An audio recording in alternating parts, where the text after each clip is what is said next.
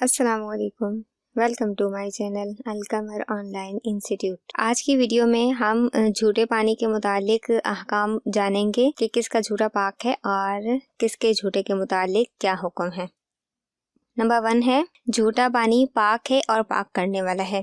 یہ وہ پانی ہے جس میں سے انسان یا گھوڑے یا کسی حلال جانور نے پیا ہو۔ نمبر 2 ہے نجس یعنی ناپاک جھوٹا۔ یہ وہ پانی ہے جس سے خنزیر، کتے یا کسی بھی درندے جیسا کہ شیر یا چیتے وغیرہ نے پیا ہو تو وہ جھوٹا جو ہے وہ ناپاک کہلائے گا اور اس کا استعمال جائز نہیں۔ پھر ہے مکروہ۔ یہ وہ پانی ہے جس سے بلی، چوہے، چھوٹی پھرنے والی اور غلیظ میں منہ ڈالنے والی مرغی یعنی مرغی جو وہ گھومتی پھرتی رہتی ہو، بند نہ رہتی ہو، اور شکاری پرندے جیسا کہ شکرا یا باز وغیرہ نے پیا ہو۔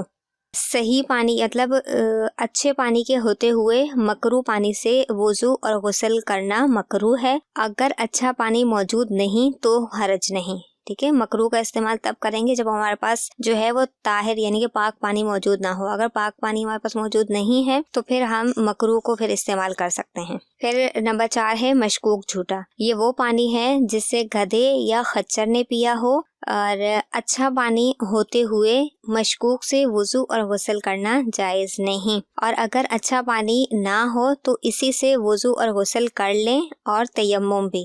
مشکوک پانی سے ہم وضو غسل کرنے کے بعد تیمم بھی کریں گے۔ تو آج تو ہم نے جھوٹے پانی کے احکام جانے۔ انشاءاللہ تعالی اگلی ویڈیو میں ہم مزید انہی کے متعلق احکام و مسائل کو جانیں گے۔ تب تک کے لیے مجھے دیجیے اجازت۔ اللہ نگہبان۔